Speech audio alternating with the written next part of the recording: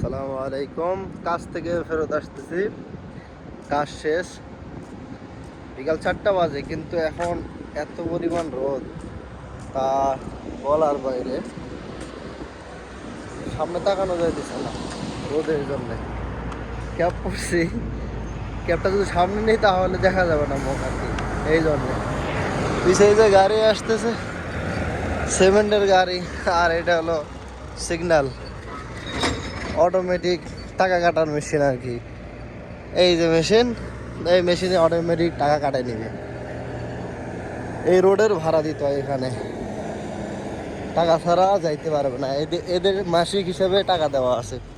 এই জন্য দেখেন এরা দাঁড়াবে, এই আস্তে করে লাঠিটা উঠে গেল। আর যারা দূর দূরান্ত থেকে আসে, দূরে আর কি, আশেপাশে থাকে না, বা অন্য দেশের, এই যে আমাকে সিগন্যাল দিল, আমি ভিডিও বানাই দিছি দেখিয়া। তো যারা দূরে থাকে আর কি, এই আশেপাশের না, যাদের এখানকার টিকিট কাটা নাই আর কি, পাস করা নাই এই রাস্তা, তারা আসলে এই লাঠিটা উঠবে না। তখন তাদের গেট পাস আর কি, গেট পাস নেওয়া লাগবে 5 রিয়াল সম্ভবত। ওইখানে টেলিফোন আছে, অটোমেটিক কথা হবে, না করলে ওইখান থেকে কল দেয়া, কল বলতে ওটা টান দিলে, ওকে টান দিলে কথা বলবো আরবিতে।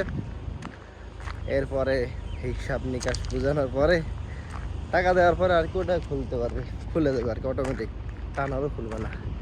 এই হলো সিস্টেম। বা কারো এই সাহস নাই যে ভাঙ্গা যাইব না, এটা কিন্তু আহামরি কিছু না, আশেপাশে কেউ নাই, বাস ক্যামেরা আছে, আর কোনো মানুষ নাই। কিন্তু কিন্তু এই সব ড্রাইভাররা আপনার আইনকে অনেক শ্রদ্ধা করে, সম্মান করে, যার কারণে এই জিনিসটা করে না আর কি।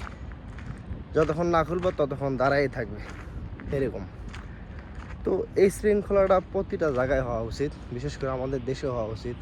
আমাদের দেশে তো রাস্তায় ট্রাফিক পুলিশ থাকে, তারপরে মনে করেন যে মানে না। এই হলো অবস্থা। দেখেন কি আছে এই জায়গাতে, এখানে কোনো পুলিশ নাই, কিচ্ছু নাই, কিন্তু তারা আইনকে অনেক সম্মান করে, শ্রদ্ধা করে, দেখে নিয়মটা মানে।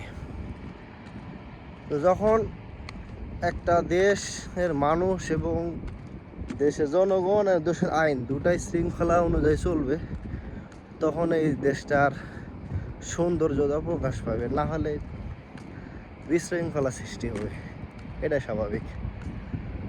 তো ভালো থাকবেন আপনারা, আবার দেখা হবে পরবর্তীতে।